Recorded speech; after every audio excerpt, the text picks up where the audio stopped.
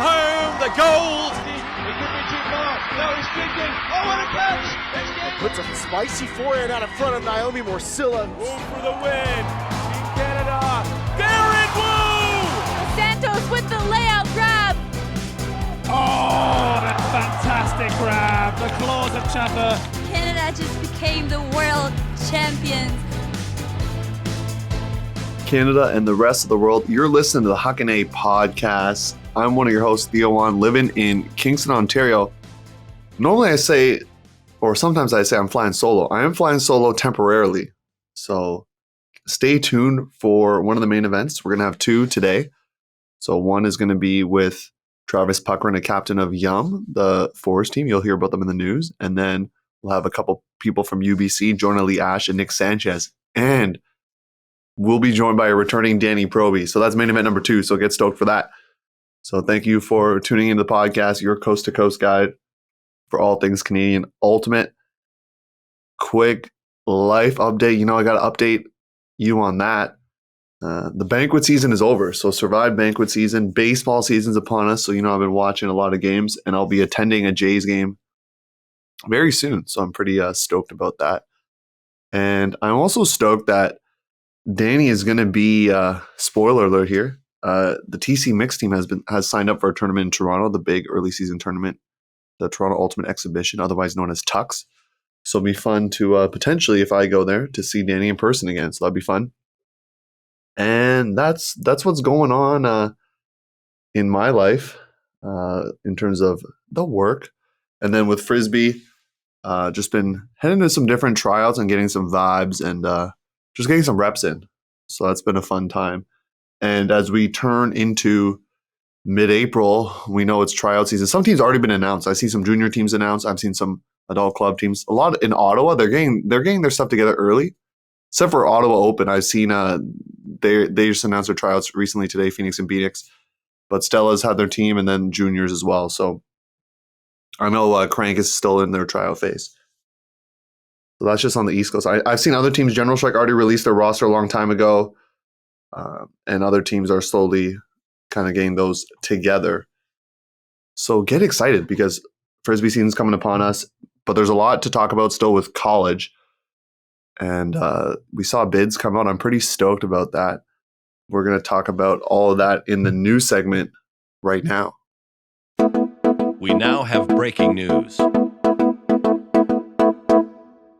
All right, so first bit of news is a major tournament that happened. For those that like to follow the indoor scene here, so we had C4UC happen over the weekend. And that was a tournament that you could have seen on the live stream. So if you feel so inclined, you can go to Ultimate Canada's YouTube page and check out some of what they're up to. And you can catch some action. So we're going to recap it. Just a reminder for the fans at home or wherever you're listening. My predictions were, I believe it was YUM and Nomo in the finals, Red Tail beating Black Pearl for third. So those were my semis picks. And 3 of those teams did not make it there.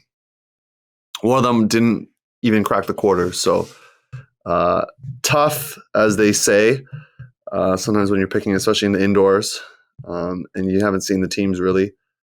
Things can go wrong. 2 of them didn't actually make the quarters. Clarification there. So a little tricky, but we're going to recap it anyways. Still got my finals pick right, so I'll take that.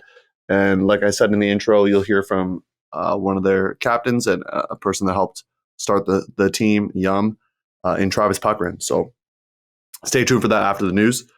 So Pool A, we're going to start recapping here, starting a 3-way tie. So that's always fun. There's a couple 3-way ties here in this tournament, which is always fun to see as a fan, maybe not as a player.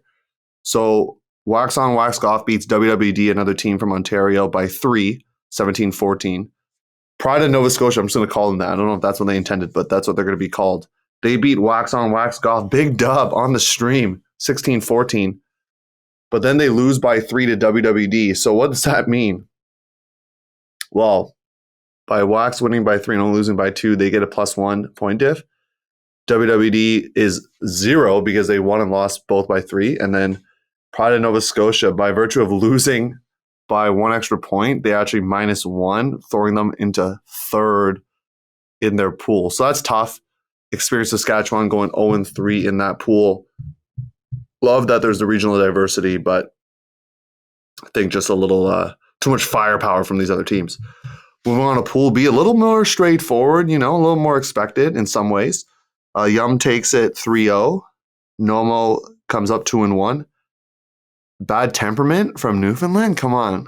Get some love, 1-2. Melt going 0-3, but I talked about how Melt is a fixture in the 4 scene out of Hamilton. They had some close games, though. So if you look at their score lines, losing to YUM 17-15, Bad Temperament, as I mentioned, 18-15, and then Nomo 19-17. So they're close, but what's the saying? Close but no cigar, something like that. So basically, they were close, but not enough to get a dub in pool play. So tough there. We're going to move on to Pool C and see what was happening over there. So in Pool C, another 3-way tie. Come on. No Name, Woodstruck, told you to watch out for them, and Black Pearl. So Black Pearl, you got a big 5-point win over No Name. No Name then defeats Woodstruck 16-15. I'm not sure about his universe, because sometimes there's a time cap. We're going to talk about that in the interview. Sometimes that happens. Woodstruck defeats Black Pearl 18-17. So No Name and Woodstruck only getting W's by 1 basically forces out No Name to be in the bottom of that 3-team group because they lost so big to Black Pearl. So Black Pearl, you get the first spot in the pool. Woodstruck, then No Name over there. And then rounding out the pool is Fat Pumas out of Calgary. I believe they were the Spirit winners. So kudos to you there. Pool D, okay, come on. 3 of the pools going 3-way ties out here. Redtail out of Alberta, Bubs and Tetraphobia. Bubs and Tetraphobia, the latter 2, both out of Ontario. Redtail wins over Bubs 16-15. Tetraphobia then gets a big win by 7 points over Redtail, and then Bubs takes out Tetraphobia by 2. And once again, if you lose by a decently big score, you're probably most likely going to be in the bottom of that 3-way tie. And that's what happened to Redtail. Tetraphobia with that big 7-point win is going to finish first in the pool. So now there are pre-quarters.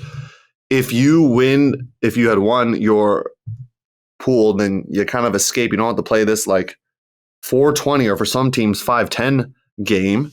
So that's fun. You can escape it. So in pre-quarters, No Name, 3rd seed of Ontario, takes down Nomo, my finals pick. So Nomo going out early. Heard there were some injuries there and things.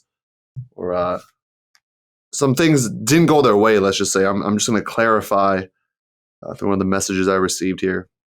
No injuries. I stand corrected. That was another team. They just started slow. So that's all you got there. No injuries, though. I'm just clarifying, at least from what I've been told. So Bad Temperament versus Wood Truck, not Woodstruck, Wood Truck. 16-14. So a nice little Maritimes, true East Coast Maritimes matchup. WWD over Redtail 18-17, and then Bubs over the Pride of Nova Scotia. They were the ones who, I believe, drew the first seed. They lost 17-15.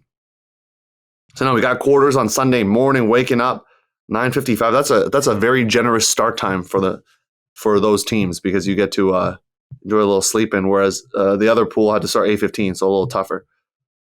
All close matchups. Wax On, Wax Off wins 19-18 over No Name. Tetraphobia 20-17 over Bad Temperament. YUM defeats WWD 20-18, and Bubs beats Black Pearl 15-12.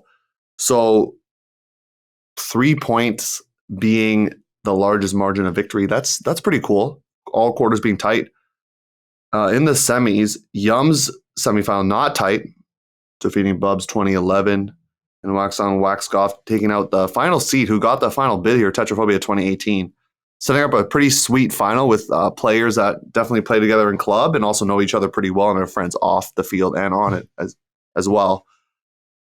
YUM takes the victory 15-14. You can see it on the live stream. YUM scores a final point after multiple turnovers in this last point. And then they get the point. Team's trying to get on the field, like Quebec rules, team trying to set up, and then the horn goes, and then it's game. So no chance for a little comeback or a universe point there. Bubs, you get 3rd place, 19-18 over Tetraphobia, so congratulations to you. And that is what happened at C4UC in the senior, but there's more. There was a junior tournament that happened, which is pretty exciting. I'm going to be honest, it's pretty exciting. Having teams from different areas of the country being represented and playing high-level frisbee and getting some of these athletes who didn't get an opportunity during COVID and just getting them out there, getting some competition. Love it. Love it. So to start, three-way tie in Pool A. PUL out of Quebec, 11-9 over Canyon out of BC. Canyon then takes a big W over Manitoba, 16-11. So that's a Team Manitoba, they're called. I was also on the live stream. You can check it out. Team Manitoba rebounds to take it over PULL or Pull. I'm going to call them that. 15-13. So by virtue of the score diff, Canyon finishes with a +3 score differential. PULL, you lose by 2, you win by 2. You're at 0 in Manitoba by virtue of that 5-point loss. You're going to finish third in the tournament. And Kingston Ultimate, got to give some love to the team that's in the city I live in now.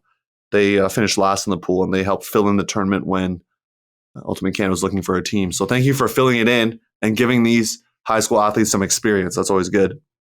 Pool B, some call it upset. Come on. I hyped out the Prime Penguins, but it's OJ Cup, the Ottawa team. And, Ottawa's been building something very special with all their junior teams. And you see that in how the university programs are. And now with the third women's team there in Ottawa. So lots of stuff brewing there in the capital city.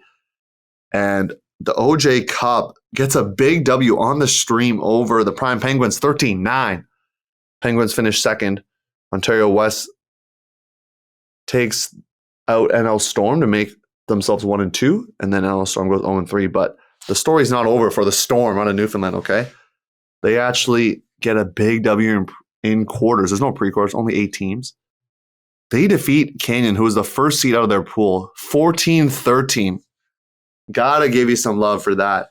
You had some adversity. You didn't win a game in pool play. Then you battled back Sunday morning. You got the late start. We're talking late here, 11:35 Eastern. So in Maritimes, over that time, that's even like past lunchtime. So big win for you. And I'm stoked for you, honestly. Prime defeats Manitoba 18-13. OJ Cup with a big win over Kingston. And then Pull gets a big tight victory over Ontario West 16-15. Unfortunately, in the semis, not too close. OJ Cup showing their might, 19-9 over Pull. And then Prime defeats NL Storm 20-11. Okay. Sets up a good final. A rematch of pool play. And Prime Penguins, they must have done something in the hotel Saturday night. A little strategy talk. And they figured it out. So they take the W 13-10. Pull pulls out the victory, 13-12 over NL Storm. And one last shout out again to Kingston because they finished 7th. They defeat Canyon to finish things up. Okay, and for Canyon, it's got to be tough. I was giving you love for doing well in pool play, but bracket just didn't go your direction. But I'm excited to see Canyon out in the junior circuit. I saw them last year in a pretty epic, very long universe point game. I think it was power pools. I can't remember exactly, but it was them and Vortex in the boys division there. Pretty epic game. I know Christian Flores got a sweet hand block. I know it was against Canyon, but Vortex had a sweet hand block that Christian Flores was able to catch on video. So that was pretty fun.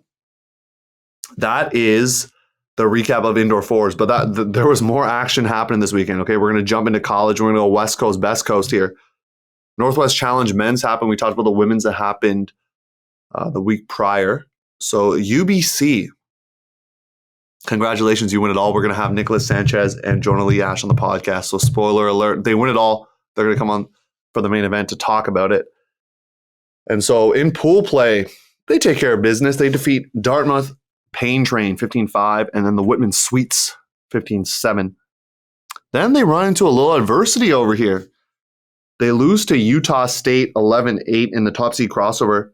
There's some implication in terms of how they were going to be seeded, but it's not like they were eliminated. So I still know they're going to go hard for that game, especially because they played them before and know they're probably going to have to play them again at regionals. So tough loss for them, but they rebound back and show a really good score differential as well in bracket play. They win 15-9 over OSU. I know a rival of theirs. And then they defeat Dirt out of Western Washington, or Western Washington Dirt 12-9. And then in the final, let's go. Big win over Utah 13-8. Taking down all these Northwest teams. When I was looking at the schedule, thinking they might see Washington eventually in the final, and everyone, is pretty hyped up on Washington. They're a perennial nationals team. But they were not there. So they lost early. Now, talk about UVic. Had UVic on the podcast before. They did pretty well at Stanford Invite. Things started well for them in pool play to go 2-0. Big W over Oregon State 11-10. According to their Twitter, it was on hard cap. So I don't know if it was Universe. Based on that, it's hard cap. So they must have scored when it was 11-9. Horn went, and then Oregon State scored.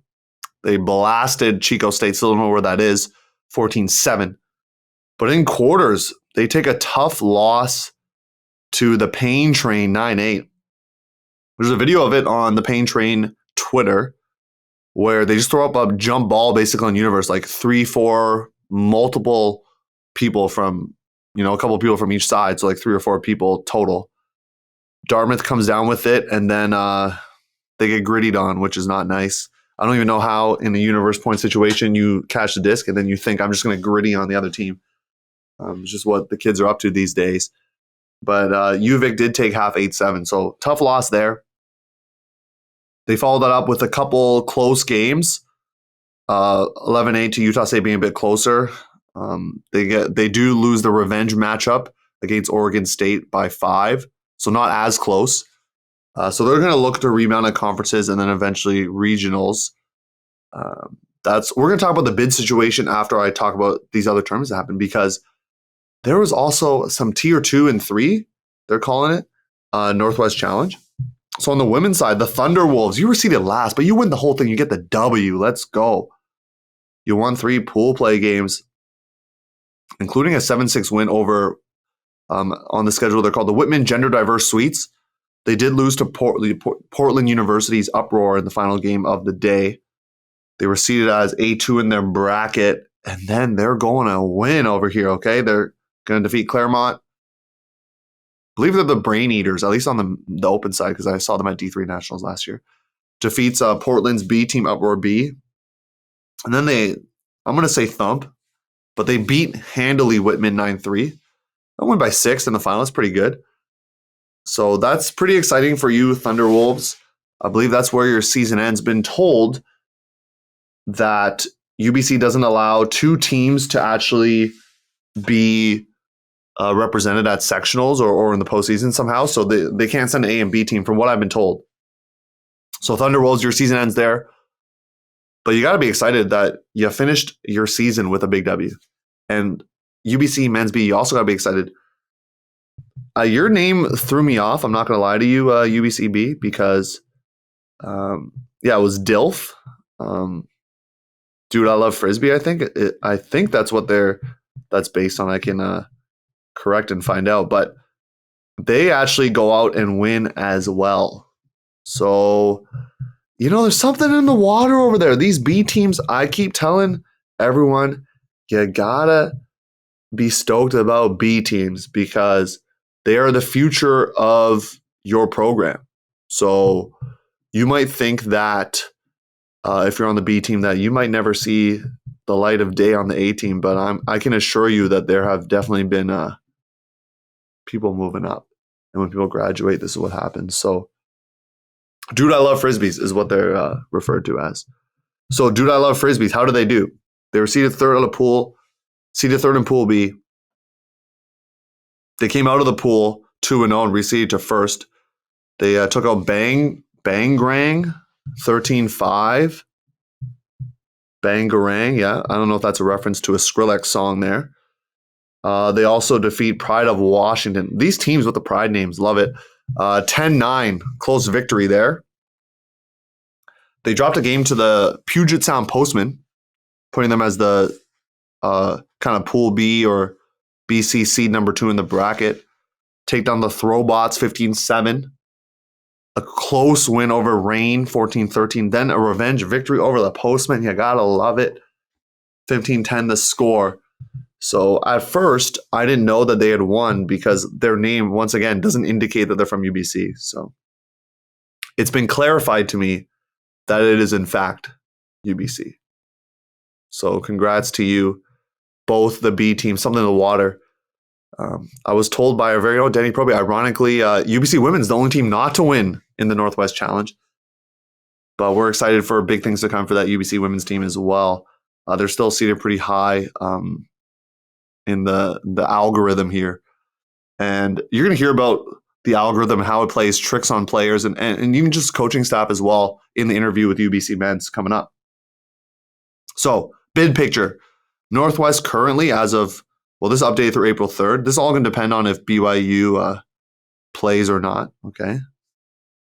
Right now, Northwest has 4 bids. If BYU doesn't play sectionals, which I may or may not have heard that they might not do. I'm waiting for it to be fully confirmed before I say anything. So if that's the case, then the Northwest would drop to 3 bids. Okay. So they have to play sectionals to keep the bid to 4. Right now, UBC is clear in to earn that 3rd bid out of 4, or if there were 3, the 2nd bid. So it'd be Oregon, UBC, and Washington, and then Utah State, Oregon State, Victoria, Western Washington, all in the top 50 in the country.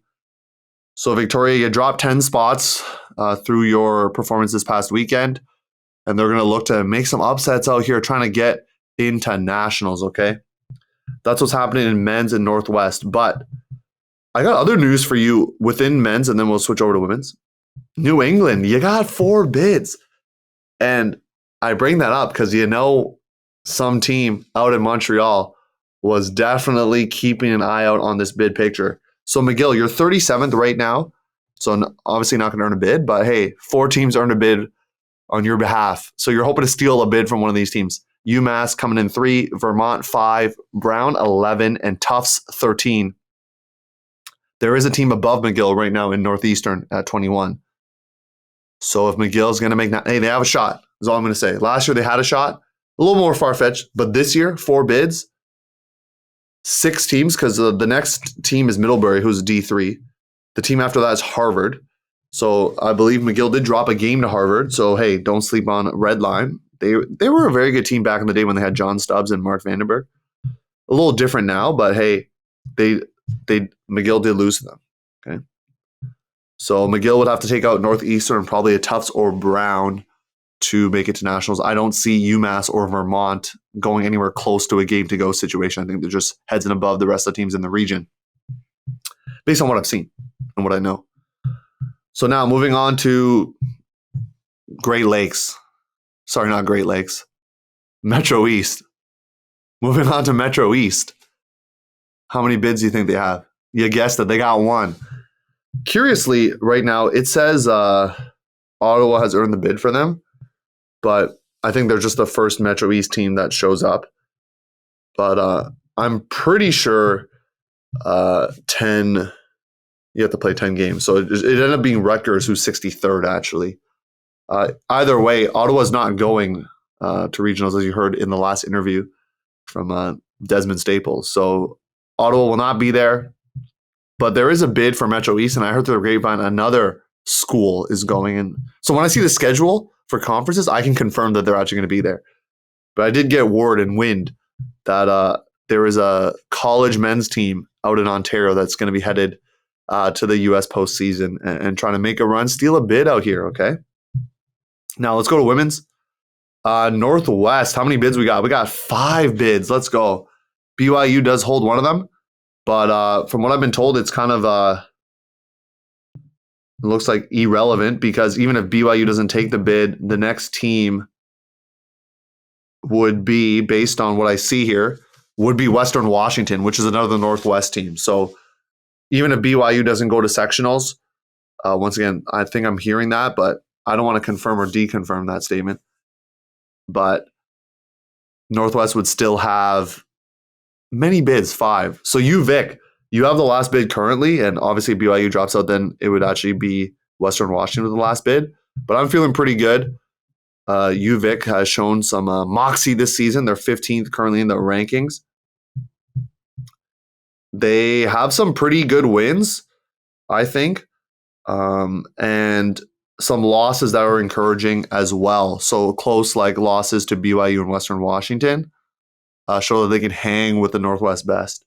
So I think, and a close loss to Stanford as well at SBI, 8-6 I'm looking. So they could get there. We're hoping for a lot of Canadian teams out here at College Nationals. We're excited.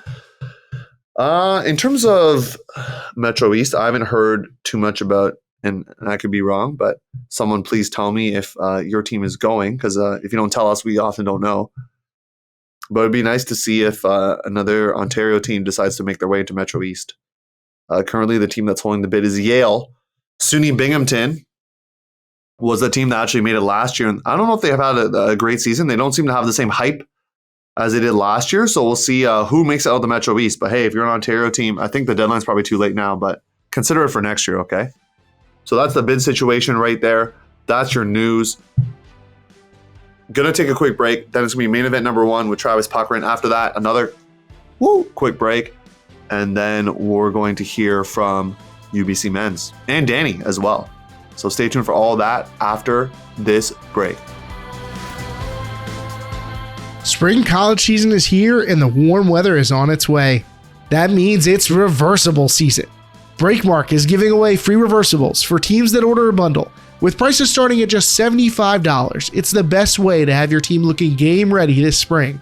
And reorders get a 20% discount. Get started today at breakmark.com.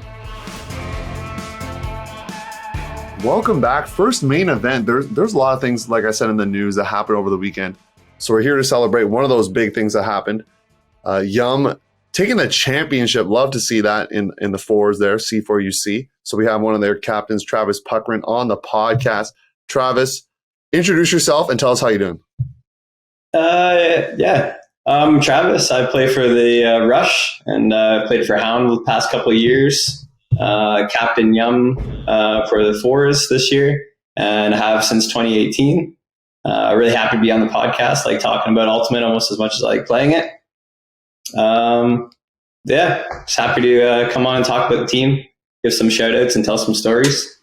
Hey, storytelling is part of the podcast platform, so do appreciate that. So you get to actually share your first story right now, which is how the team came about. Maybe talk about how you recruited some players and also the origin of the team name. We always want to know how team names start, so I'll let you share those stories. Okay, well, origin of the team goes back 2018. I think was our first year. Almost all made of people from Durham region, players from what would have been backdraft at the time or just before that time. Coach Ken was a big part of getting that team together. I know you've probably talked to him a few times. Really good guy, really important in mentoring a lot of us. After that, we did add Crystal the first year as our sole Toronto contingent. We had Jessie for regionals. Some people know Jessie. She wasn't able to play nationals and said, I have a friend, she's pretty good that could play. And that was the first time I really met Crystal. Didn't really know her before then. We were super happy to pick her up. And after that year, I think we signed her for a 10-year contract or something. So she's with us now. For the team name, honestly, I can't remember. I think we didn't really have a team name. I think Kevin J came up with it. And I don't know where he came up with it, but I liked the way it sounded. And I think it was more like we pitched a bunch of names and then tried to make logos from it. And I just really liked how YUM looked. I think Crystal drew the logo, and I just really like the tongue sticking out. So that's yeah. It wasn't like a love of food or something. There wasn't like you were eating food. We all love food. Yeah. We all love food. We talk about food a lot. So, and you recruited some more Toronto players now, correct? It's not just the one Toronto contingent. You got a few extras in there. It's not just Durham. Yeah. So as the years went on, we all started playing more in Toronto. My brother-in-law and sister-in-law are both on the team. Lydia Canfield, Jared Canfield, shout them out. We all started playing with Toronto people a lot more, meeting some more Toronto people, and started adding them over the time. Obviously, Crystal's sister, Brittany, Luke, Ryan Polaz, all BHS people there, BHS contingent. I think there's 5 BHS players on the team. So bringing them in, and it was pretty good. We've always wanted to play with Luke. We bug him a lot to play with us. Finally said yes, and Brittany decided to also come this year as well. So kind of worked out there. They're both really good players, and we're happy to have them. Brittany recruiting Cindy might have been like the keyest thing for our season this year. I think she scored like 90% of our goals at nationals. She was just all over the end zone. So really happy to have her. I think Brittany was the key part in recruiting her. And you always need more than one recruiter on a squad. So I do like that. And now we're going to talk about the actual tournament. Let's go through pool play first. You did go 3-0, but as I mentioned in the news, there were some tight games. It wasn't just like you're buzzsawing some teams here. You got your first matchup on Saturday. You got a close game against Melt, 17-15. And then your last matchup of pool play on Saturday, 23-22 over a team that, I was high up on in Nomo out of Alberta. So tell us how the pool play went first. Yeah, I mean, we definitely didn't start exactly how we would have loved to. We were a little bit slow to start. For the most part, in the driver's seat most of the games with clock management and stuff this year. Some of the rule changes made it really important to keep the lead the whole time. Especially in those pool play games, we were really trying to kill the other team's offensive chances with well-timed timeouts and changing defensive strategies. But I will say, Nomo, you weren't wrong about being high on them. They were a really good team. I think we were up 7 points at half on them, and they came back, really closed the gap on that game. That was a tight game for us. We were really happy to not have to play again on Saturday after that game. And so, yeah, the format being that if you win your pool, you get a leg up because you get the rest there. And for those that don't know with the fours, there's some time components here. So it's a little bit of some gamesmanship with how timeouts and those things work. But now we're moving on to Sunday. You had a close quarterfinal. And then you're facing like Ontario teams the rest of the way. So kind of cool to see like teams that you probably played before. But tell us how Sunday went. And then eventually the final where you win 15-14. Yeah. The big thing I forgot to mention on Saturday, it was Saturday morning. Nico had messaged our chat. She said that she hurt herself the day before, non-ultimate related, wasn't going to be able to play. I totally thought it was an April Fool's joke because it was April 1st on Saturday. True, yeah. I thought she was joking. She was not joking, so we were down to 4 ladies for all of Saturday. So coming into Sunday, actually, we got a 5th lady that was on our roster. She just wasn't able to play on Saturday, Stacey Chung. She came in, really played some great defense and added a lot that we needed there because our ladies were starting to get worn out from the day one. Britt hadn't played for, I think, 7 months. She was out with a surgery. So she was not in practice. So coming back just right into a nationals was a little bit tough for all our girls there, only having 4 on Saturday. So getting that 5th one on Sunday was huge for us. A big morale boost. On Sunday, our first game was against WWD. They were really good. Carol, Lindquist, Danie Lung, always pretty tough to play against. Like every game we went into, though, I think we pretty much talked about like what we're going to focus on. And our keys there were always female matchups, and the female matching players were going to carry us through the tournament. And they did that on Sunday as well. WWD put up a really good game against us in the quarterfinal. It was super tight. I think it came down to 1 point or something again. We weren't really expecting to see WWD there, until Sunday morning. We got the results of what happened on Saturday. I guess there was a bunch of 3-way ties in all the other pools. Yeah. We were really expecting for like a Pons or something like that, or I think that's who we were thinking of seeing as Pons, but I think they had some injuries as well. A couple of their female players getting injured early and set their tournament into a downward spiral a little bit.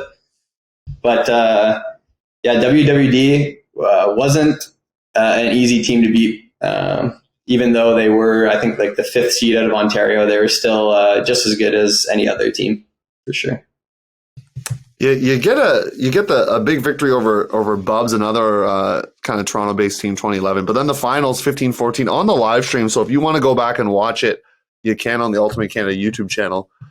It ends with actually, I'm not going to spoil how it. Well, I'll let you spoil how it ends and talk us through the final here, so that if you want to watch it, you can still go on the YouTube and check it out. Yeah, so our semis, we took a dominant win. I think it was like our only win where we were really confident after like the first quarter that we were going to win the game. We got up really early, fast, and then we started trying to rest some players that we knew we were going to need for the finals, using a little bit of load management before the finals. Some Kawhi treatment, I like it. Yeah, we knew some players we were going to need for the next game could use a rest with that lead, so we did that. Going into the finals, though. Again, our focus was female matching players. We knew that was going to be a key for us to win that game. Coming out the gate, we started with a break in that game. Started on defense. We tried to do that all tournament. Started on defense. It seemed to help with clock management and putting ourselves in a situation where if it was getting close to half, we could use a timeout and burn the other team's offense. It didn't happen this game, but it had worked for us previously in the tournament. But to be honest, it was a really hard game, really hard fought game. I had confidence they were going to pull it through most of the time. We were down by 2 points with about 10 minutes left to go, called a timeout, pretty clutch timeout, recenter, get some players back in the mix that were starting to get tired. We did come back and won on time. So that was, it's not the most satisfying way to win, but that's just the way it works. Clock management's part of the game, especially with the new rules in force. Just give a shout out, like the other team, Adam O'Donnell, he was playing his heart out. He might have been trying harder than I've ever seen him play. Teammate on the rush, he was matching up against Ryan Polaz, the other 61. He had no quit in him. We heard he had a hamstring injury. We thought he might have been the matchup to exploit that game. He wasn't showing it in the finals. He was playing hard defense, trying to make some layouts against Ryan. It was pretty good to watch. Good to see from him, for sure. That's actually one of the fun things is for both on the male and female matching side, you'll have players that play on the same club team, but here they're playing against each other. So let's talk a bit about now, how'd you prepare? I know, some divisions, they don't really practice. Some Masters teams practice, but some don't. Fours teams, are they practicing or are they just getting ready with the tournaments? What did your team do to get ready for C4UC? So the only thing we did was the Ultimate Experience tournaments. We ran a couple of those, and then just the regionals and nationals. That's all we did. There was no other warm-up tournaments besides the Ultimate Experience. I think we did 3 of those before nationals, and then just regionals. That's it. So not a lot of practice together, but the core of us have been playing together quite a bit over the last couple of years. And I mean, that sounds like more than what other parts of the country might be getting. Like if you're from Alberta or out east in the Maritimes, you might not be playing 3 indoor tournaments plus a regionals before. So it does prepare you. And Ontario has a lot of gauntlet of fours teams. And I think that does help in why you saw a lot of Ontario teams be successful. So speaking of success, from my calculations, you didn't drop a game at regionals or nationals. Is that correct, Travis? That is correct. Undefeated season. Yeah. Well, what's the key to that? Come on, that's pretty cool. Like undefeated season. Yeah, it was definitely not easy. So a lot of people know the regionals date got switched from it was supposed to be in Kingston. I think that's right where you are now. It got switched to Burlington. It also happened to be the same date as a rush practice. So most of our male players were out at regionals. So we actually had to pick up LP Blouin, a longtime Hound member, and Justin Greaves. They really came through for us with the subs at regionals, and were able to go undefeated the first day. We were all super happy about that. We weren't really expecting them to clinch us a spot in the finals for Sunday at regionals. We were just hoping that they got us not disqualified and kept us in it for Sunday. But they ended up coming out playing really great. I heard Cindy played really good regionals, and as well as Jared and Lydia. They really carried us through on that Saturday. And then Sunday, we just had to come play one game. The Rush players that had come back in. It was just one game final against, I don't know if they were called No Name at the time, but it's No Name. Yeah, they were something else at the time. They've been switching their name. All Canadian Rejects or something. But we played them at the finals that we wouldn't even have been in unless those subs really came through with us for us on Saturday. It's the roster rules got changed because I know a lot of teams were sporting different rosters from what they originally had because the date was switched. So it's good that you're able to adjust and some of those subs coming in clutch here. So now, the sun has set on this championship victory. Maybe you're still celebrating with your squad, but looking forward to the future. Is this team coming out for that two-peat out in 2024? What's going on? 2024 two-peat, 100%. 100% we're coming out for that. It's the hardest thing to do in sports is win back-to-back. And another back-to-back undefeated season, I think it's possible. It's possible. We could try again. We just have to hold on to some of our keys that made us really great this year, and it was definitely our female matching players. They really carried us through. Not only that, the right guys that know how to play with dominant female matching players and make sure that they can make space for them to operate. Like I said, I think Cindy scored like 90% of our goals, and having some key signings in the off season and free agency could be important. Make sure that they come back again in 2024 if we want to repeat. And it sounds like you've made some good dealings as a general manager is all I'm saying. So you're a general manager / player. So that's always good to hear. And once again, congrats on winning. So now as we're wrapping up here, you're already given some shout outs, but I never leave a guest empty with not a chance to give more shout outs. So anyone else you want to give some love to before we sign off today? Yeah, I just really want to highlight Ken McGill. He was not able to be our coach this year. He's taken some time off, maybe a little bit of a retirement from Ultimate and coaching this year. Focus on stuff in his own life, but really happy for where he got us to up to this point this year. As well as shout out the Durham juniors that were on the Toronto team. It was good to see them out at the first juniors ever, 4-on-4. Harry Norris, he's going to be an exciting guy to watch in the future. So look out for him. I have a feeling he'll be on some Team Canada's coming up. Yeah, I like that. I always want to know who do we got to watch out for. So you're giving out some names, kind of blast from the past, a coach that's helped you, and then an ode to the future here. So Travis, thank you for coming on. Short, sweet interview about your fours experience and undefeated season. That's always fun.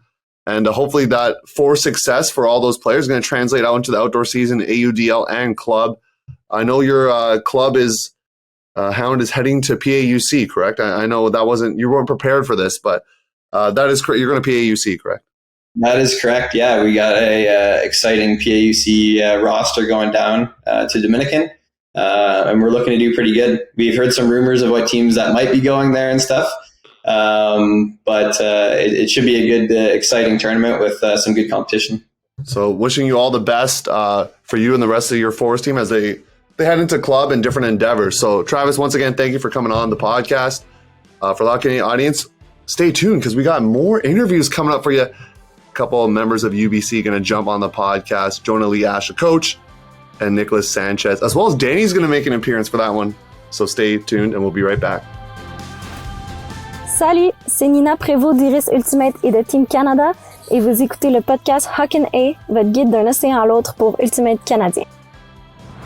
All right, everyone, welcome to the main event. I am blessed to be joined here with Mr. Nick Sanchez and Jonah Lee Ash, two names that if you are not familiar with them, get familiar with them because they have been making noise in the college game and the club game. And so for those people that don't know you intimately, let's get to know you a little bit, starting with you, Jonah, because you're the coach. Can you introduce yourself, your role at UBC, and kind of your experience with UBC? Sure. Obviously, my name is Jonah Lee Ash. This is my second year coaching UBC. Before that, I played with them for 2.5 years, including the COVID season that got canceled. I've been a member of Team Canada U24, Furious George, and yeah, just looking forward to having a great season, postseason with this great group of guys. Yeah, and my name's Nick, Nick Sanchez. A lot of people know me as Sanchez if you play Frisbee.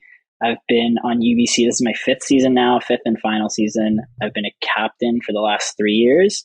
I guess this is my first full season as a captain, which is nice, and also my second full season because of COVID. So it's been great to get out there, play a real season, especially with this group of guys that we have this season that I think are pretty special. So, like Jonah, really excited for sectionals and regionals and to see what kind of damage we can do in the Northwest. Now, Sanchez, before we move on, how did you get into Ultimate? So my first coach ever is actually Danie Proby. She coached my high school team. She started the program at my high school. And my good friend that I'm still close friends with, Michelle, was playing on the team and I guess helped put the team together. And she told me I should come out because I was looking for a sport to play in the spring. And I came out and Proby hooked me in and I never left. And and here I am now, too many years later. Clear, I never actually taught Sanchez anything. He just kind of like slipped into some of our games and didn't really go to any practices. I think it was the next year when you're coached by Ari, you actually like learned more about like how to catch and throw a little bit. But it's still astounding to me that you never played. You played like one school season, never played junior club, and then went right to UBC. You're clearly a talented athlete. Yeah, and I took a year off in between. So it was a grade 12 high school ultimate with Ari, and then I missed playing team sports for a year, and I didn't feel too great about it. So in my second year of university, I tried out for UBC and got lucky enough to make it. Yeah, we like the work ethic. Yeah.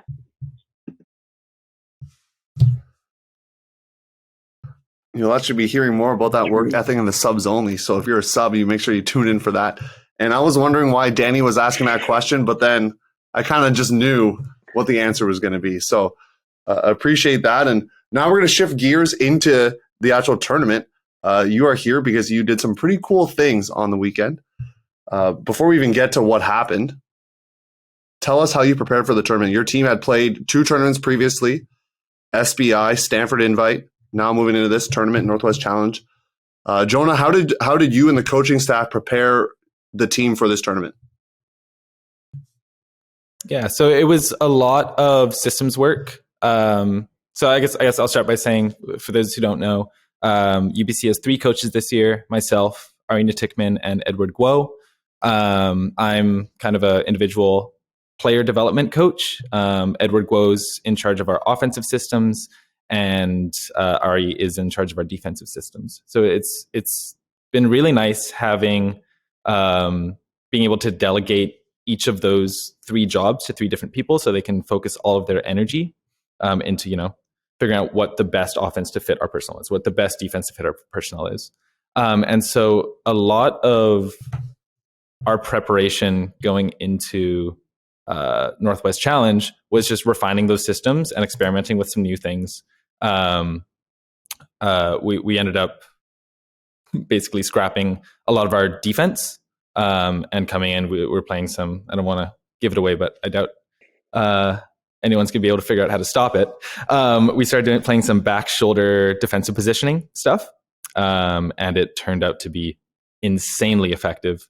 On the offensive end, I don't know, we have a really, really talented group of guys, and it was just making sure that we could execute to the level we know we're capable of. And I think you asked about SBI and Stanford. Yeah. So basically those 2 tournaments were kind of disappointing for us. We felt like we played really well. And then the first game of the second day of competition, we really underperformed. Like, I don't know what happened. We kind of woke up, had a slow start, and went behind early, and then kind of got knocked out of those tournaments before semis. So going into this tournament, we were like, okay, we got to have a set goal of making the semifinals. And if we can achieve that, then it'll be a successful tournament in our eyes. And, I guess we kind of outperformed that expectation, but having a set goal that we're working towards, and then figuring out, okay, we're going to, we have these systems that we want to run and focus on, obviously, as every coach says, playing our game. was a big part of our success. So yeah, I don't know. Nick, do you have anything to add? I mean, I just correct you in saying that our goal was actually to win the tournament. So I think we kind of nailed that on the head. We set the expectations high coming out of those first two tournaments of SBI and Stanford. Like Jonah said, I think it was just a matter of being shaped by our losses and not settling with our victories. That we had a big OSU loss at Stanford that I think developed the character of this team and really drove us in that last month of practice going into Northwest Challenge. And maybe it'll pop up a bit later, but let's just say we played OSU again and the result was a little different. A little bit. There was one other thing that kind of went into our planning for this tournament, and that was more of an administrative thing, but the bid allocation for USAU was weighing pretty heavily on us as coaches because we were right on the cusp of earning a bid for the Northwest, and so was Washington. And so there was a lot of preparation going into like, how do we call lines so that, in order, for those of you unaware, in order to earn a bid, you need to not only beat teams, but you have to beat them by a pretty wide margin to gain points and move up the leaderboards. And so a lot of our strategizing kind of did revolve around, okay, how do we best approach scoring the most points possible in order to earn that bid for the region going into the postseason. And fortunately, we had an issue where two of our D-line studs, Kevin Tong and Nicholas Sanchez, were unavailable for the first two games of day one. So they came down super fresh for day two, and we were able to basically just ride them to the finals. It was awesome. Yeah, and it's fun to hear that because the coaches had that weighing on their mind, and then the captains and the leadership of the team had to try to ignore that in many ways because I think we have a really young team. We have a team that doesn't know what the flow of a college season is like. We have 3 players on the team that have actually played an entire college season from start to finish. Everyone else, even some of our starting O-line handlers, our main cutters, they haven't been in that position before. So for us as captains and leaders on the team, it was just about letting them know that the bids don't matter. We're building to be a team that takes the first bid out of the Northwest. We're not building to be a team that takes the second or the third bid out of the Northwest. And it was about inspiring confidence in those players so that we could hit that goal by the end of the season and take that first bid. And coming late to day one, I got to say, I've never done it before. It was game changing. Guys were slow on day 2. It was not even funny. I felt different. Yeah, I felt pretty untouchable. I have to be honest. We got to do it a little more often. Yeah, we'll see what happens at sectionals. It's definitely the best I've seen you play. Yeah, best I felt I played. It's on a new hack. Yeah. All right, so I know you kind of missed it a bit, Sanchez, so maybe we'll focus this question mostly towards Jonah, but can you talk us through your pool play games on day 1?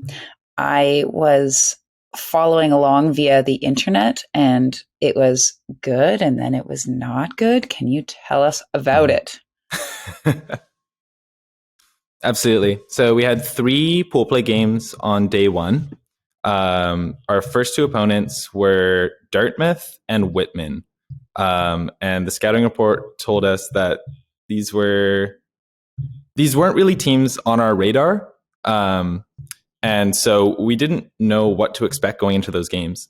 So obviously when you don't know what to expect, you can kind of focus on yourself. And so we just said, okay, you know what? We're going to be dogs on defense and we're going to execute at a high level on offense. And we kind of blew those teams out of the water. I think our first game was 13-5. The second was 13-7 or 13-8 or 15-8, something like that.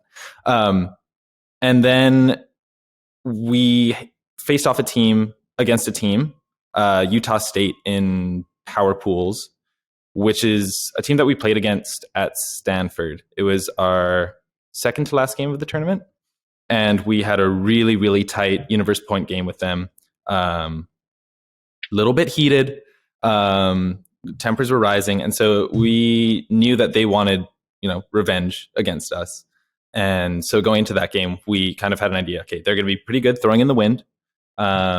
They're going to run through all of their blocks on defense, and they're not going to give it to us, for free. And so going to that game, we were playing quite well on defense, but our offense had some issues with dropping the frisbee, which, for those who are unaware, it's not the best way to win a game. So we were trailing going into half. Nick Sanchez gave one of his patented inspirational speeches. If you've never been in a huddle with Nick Sanchez, you don't know what inspiration feels like. You think Martin Luther King's "I Had a Dream" speech was good? You got to listen to Nick Sanchez when we're down by 2 at half. Oh gosh. And right out of half, we had 2 sweet breaks. It felt like the momentum was switching. But the Utah State boys, I'll give them credit. They do not give up, and they managed to get 2 breaks right back. We hit cap, and we ended up losing 13-11. No, 11-8. I don't know the scores. We lost by 2 or 3. 11-8.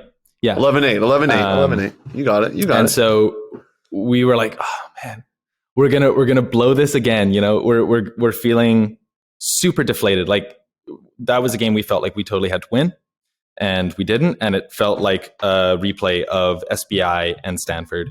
And so setting ourselves up for the Sunday, we were like, okay, we cannot let that happen again. And I think we, as a team, came together and basically decided, we're not going to let that happen again. Yeah, Jonah's got some high praise for my halftime speeches. It's quite the comparison, but I guess that Utah State game, I came in. This is when the traffic kind of dissuaded a bit, and I think I pulled up at like 4:15 for a 4 p.m. start, and I've got a bit of a name on the team, Saturday Sanchez, because I always show up late to Saturday practice by 5 or 10 minutes.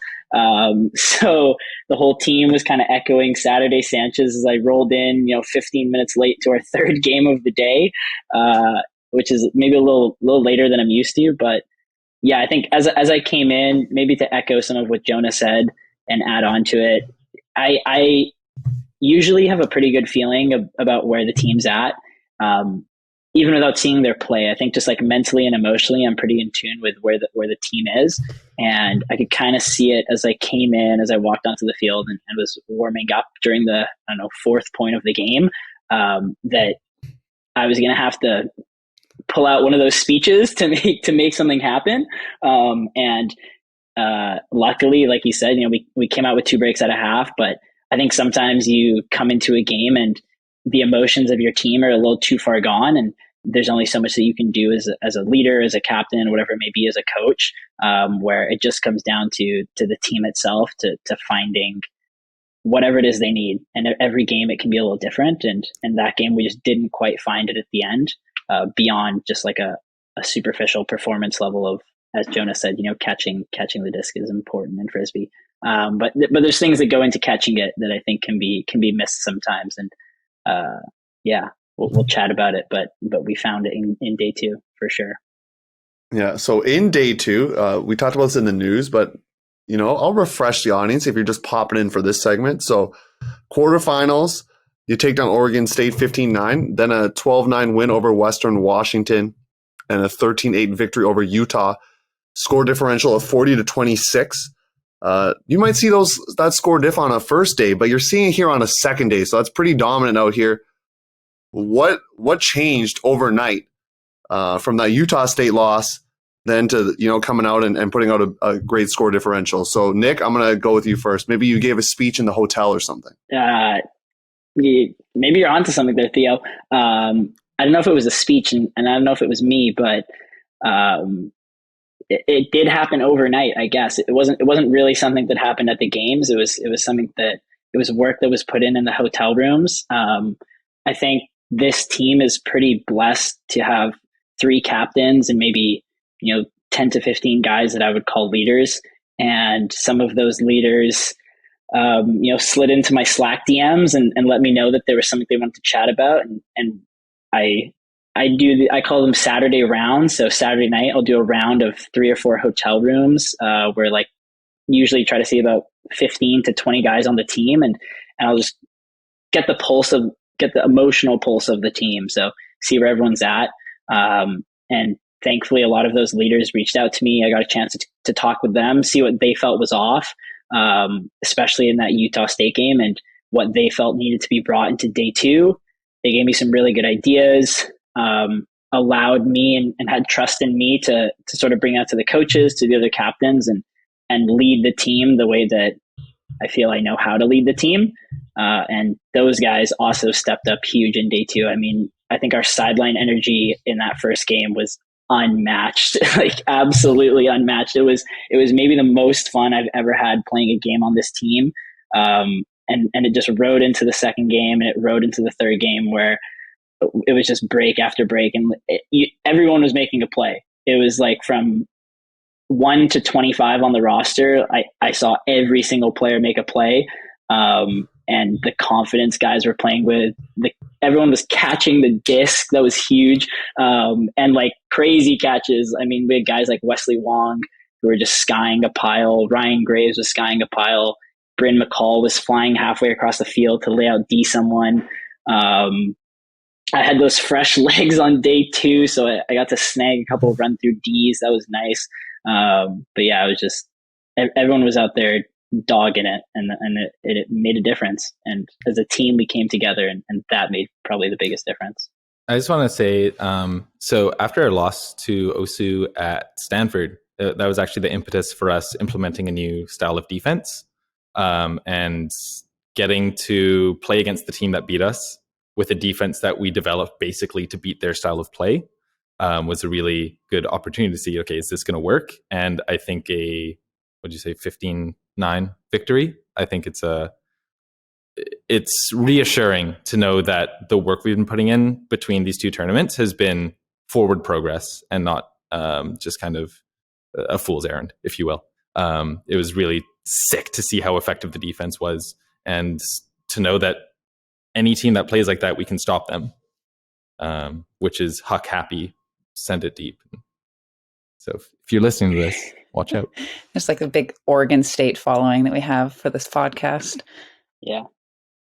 I know, there's not much out there. They're desperate. I understand. So. Yeah, that day 2, Mika, myself, and Ari wasn't there for day 1 either, but the 3 of us drove down for the Sunday, and we were watching all 3 of those games, and it was pretty fun to kind of see the sideline be so engaged. And I think that like it was really hype in the first game, and then in the second game against Dirt or Western Washington, it was still excited, but it wasn't as like helpful. I don't know if you know what I mean by that, but by the third game, your sideline was actually helpful and hype. It was both of those things at the same time. And I think like people were always talking to people on the field. Like it was a lot, you could see a lot of people just like super engaged from start to finish of the game. And I don't know how it's been for you all for the whole season, but I was particularly impressed with that final game and like the entire team commitment to kind of get that win. I don't know what it's been like. Can either of you talk or speak to that? Yeah, that's been something that we've talked about a lot. I started doing these like whiteboard videos that I sent to Slack, and I think the last one I sent before this tournament was talking about what you're discussing there, which is how we communicate with each other on the field and off the field, and like especially sideline to players that are on the field. And those first 2 tournaments with a young team, I think it's difficult because you're navigating so many things as a young player. You know, tune into the subscribers only to hear me talk about some of the things I was navigating. But you know, you're trying to find your place on the team on the field. You're also trying to figure out like how your skill set translates to your role on the team. You're just trying to make friends too. Like you're trying to become a part of the social circle that is the team itself. And then, you know, you've got like a captain like myself or a coach like Jonah, whoever it may be, saying like, oh yeah, like we need you to communicate to this vet what he needs to be doing. And that can be intimidating. You don't know if what you're saying is useful, especially if you say something and they do it and then it's wrong. And then you just feel so bad. You're like, I should never speak again on the sideline. So it's been something that we've worked on. And I think as I mentioned before, it was about inspiring confidence in those players that are in the middle of our roster and that can really make a big impact and have that IQ, have that knowledge, it's just about letting them know that they're allowed to have the confidence to speak up and to say those things, and giving them the tools they needed. And I definitely agree. I think that first game, it was just, we like to call electric. I think it was pretty electric atmosphere. And then in that second and third game, it kind of dialed in, and it's just about continuing to build that off-field presence, that sideline presence, and understanding that you can trust yourself to support your teammates when they need it. Yeah, it was definitely good, and I think helpful for your defense. And I think that your sideline definitely was helping generate blocks as well. And as you kind of mentioned earlier, it was important for you to win these games by as big of a margin as possible. Like Meek and I were standing at the back of the end zone, and we're like, okay, if they get 15-6 or whatever, 15, whatever, they're bonusing them, so they need to hold. And like, we were like doing the math in our heads. So you finished, like, TLDR, we were like scrolling, and we figured out that at this current moment, it looks like you have finished the regular season at the number 16 spot, and there's 3 bids that have been earned for the Northwest region in the men's division. So that was kind of a tall task. Like, you're going to this tournament, that was definitely the goal, to put yourself in that position. And I think that you faced some adversity on Saturday, and you came out and just like slayed all day Sunday. How's your team feeling about all of that now that you're in the postseason, and what does it mean for you to have earned that bid and have achieved that goal for this year? I think it means a lot to us. During one of our games, Sanchez, you had to like actually tell the boys to stop talking about the really the algorithm and like how many points we needed to win by, because it was like everyone was starting to talk about it and stress out about it, especially with so for those who don't know, on day 2 of the tournament, UVic, Utah State, and Washington all got knocked, and they shouldn't have been, right? Those are all upsets. And Washington, yeah, those are all upsets. Those are big upsets. And Washington especially has, for my entire tenure in College Ultimate, been a guaranteed lock for earning a bid for the Northwest. And to see them struggle the way that they have, it was pretty stressful, especially since we are like the 16 and 17. You know, we're like the 2 teams that, if this weekend doesn't go our way, we could have ended up being a 1 bid region. It's not outside the realm of possibility. And so, yeah, Sanchez, I think during the dirt game had to be like, I don't want to hear any more talk about the algorithm. We got to focus on the game. And that was kind of the mental switch we needed to like flip around and refocus on what we're doing. So I don't know, Sanchez, if you want to talk a little bit more about how the guys are feeling now that we've kind of done the job, we've achieved our first season goal, and we're looking towards the postseason now. Yeah, I mean, like Jonah said, at the start of the season, we had a pretty special team meeting where everyone got together, and we had all these guys who didn't know anything about College Ultimate, and we were setting these goals that we wanted for the whole season. And at the start, you're just kind of listening to the vets, and you're hoping that what they're telling you is the recipe for success. And we had a bunch of guys who bought into those ideas and had full faith in the guys who'd been around for a little while. And we said, like, to us, the biggest thing was just earning a bid. Like, we wanted to, that was our first goal. It was earning a bid for the region. And then the second one was getting to that game to go in regionals. So I think that's what we're vying for now. But because we had set the goal of winning Northwest Challenge, I actually sent a message in our team Slack today, because I felt like I had completely forgotten what it meant to this team to achieve that goal. You set these like short-term goals of, hey, we want to win this tournament. And that's a goal that we set in February, but the goal to earn a bid is something that we set back in like October. We started as a team really early this season. So that's like a 7-month goal, 6-month goal that we've had laid out. And I just had to like congratulate the guys, like, hey man, like we earned this, right? Like we really, really earned this through 3 tournaments, all these practices, in the rain and the snow. We hit that goal, and now it's about setting our sights on that next goal of getting to that game to go and having a chance to fight for that bid that we earned. I think the team feels great. It always feels good to win, right? It always feels good to get that win, especially for some of the guys who have been on the team for a little while. There's 3 of us that have been on it for 5 years and have played in a college season before this, and that's myself, Yuchi Lin, and Karim Jamal.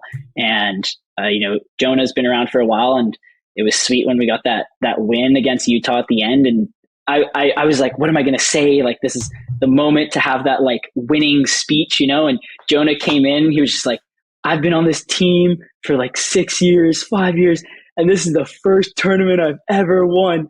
Let's go. And the team just roared. It was that moment. And I was like, there's nothing I need to say. Like, he said everything that needs to be said to this team right now.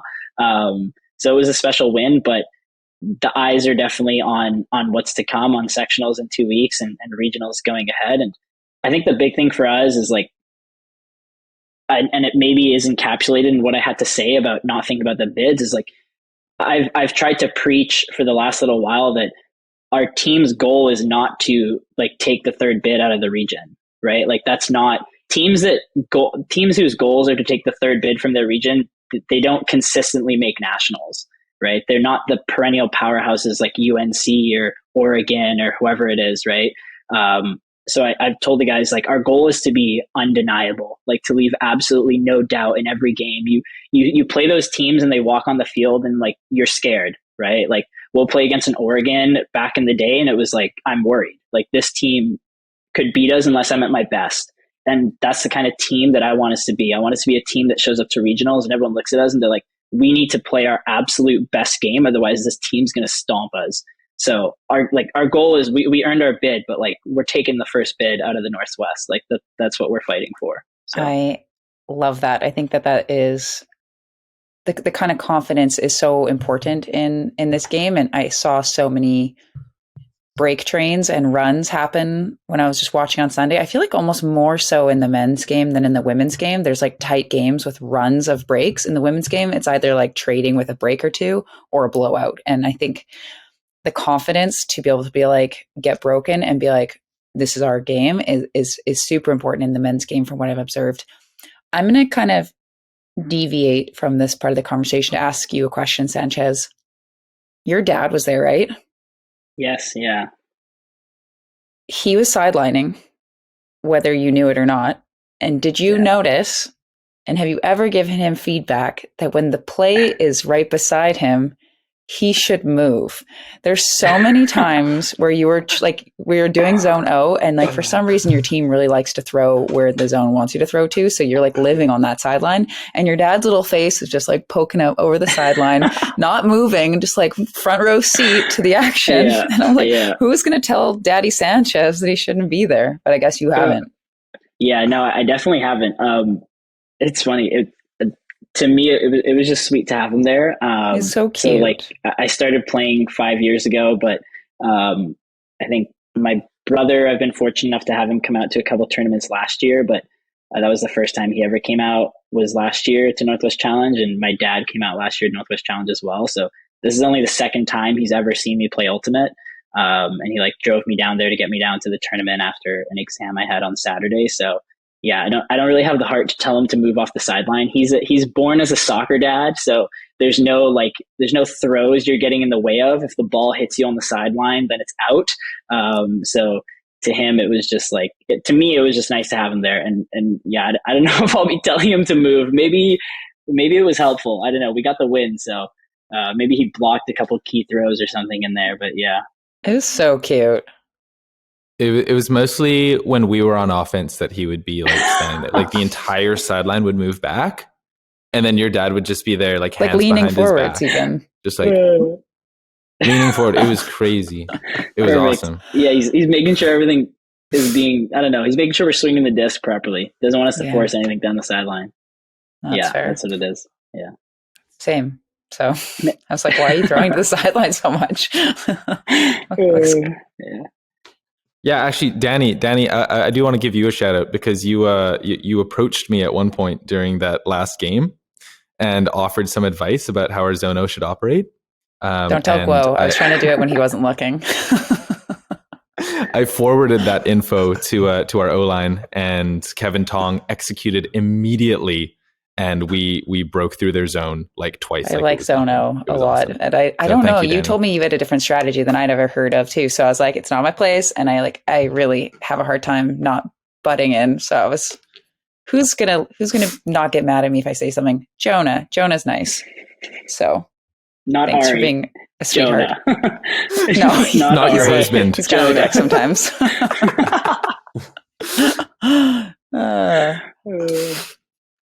So I love the fact that you were all talking as if you're having like this private conversation that's not like publicly available, that like someone could hear it and then either text Sanchez's dad or text Guo. So love it. Keep that energy up. That's always makes for the best. But now we're shifting our eyes towards the prize, the big dance, of course, getting to nationals. So there's not that much time left. We think there is, but there really isn't. There's only like, I don't know how many times you practice a week, but there's really not that many practices left. So Jonah, I'll ask you first as a coach. What are you doing coaching staff-wise to get this team prepared for a big run in the postseason? So there's two mindsets that we had this season. For the first 85% of the season, it was a growth mindset. It was try new things, find your range, see what works.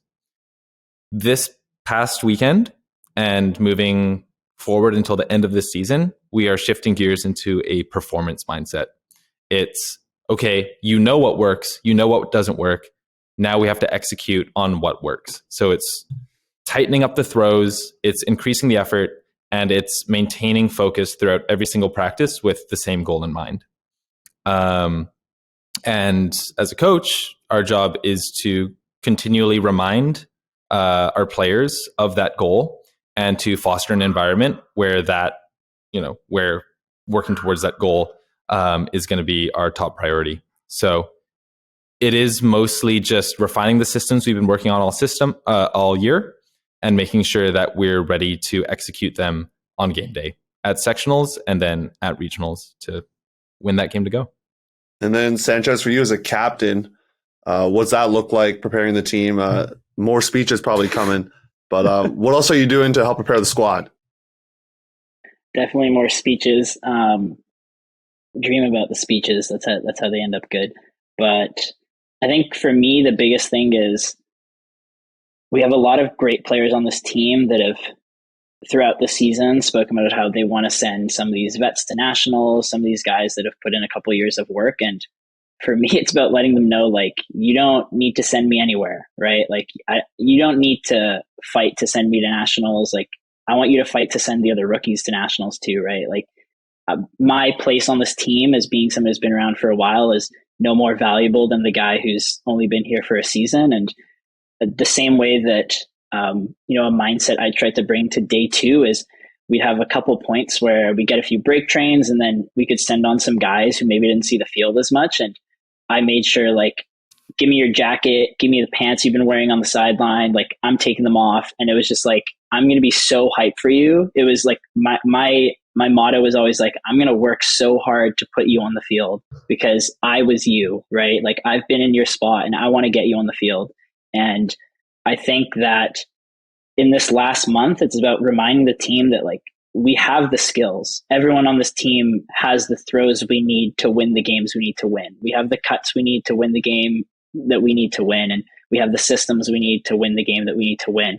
All we need is to continue to have, like, the confidence, right? Build that confidence, build that trust in each other, play every game with just this undeniable nature. Like, we're going to win. I have, like, no doubt in my mind, right? I think that for me, it's almost more about preparing myself to continue to remind the team that we are such a powerful force when we play for each other and we play together and when we support each other. And I think if I can foster an environment where we can bring that energy, where the top guy is supporting the bottom guy and the bottom guy is supporting the top guy and everything in between, that I don't think there's a single team in the Northwest that can beat us.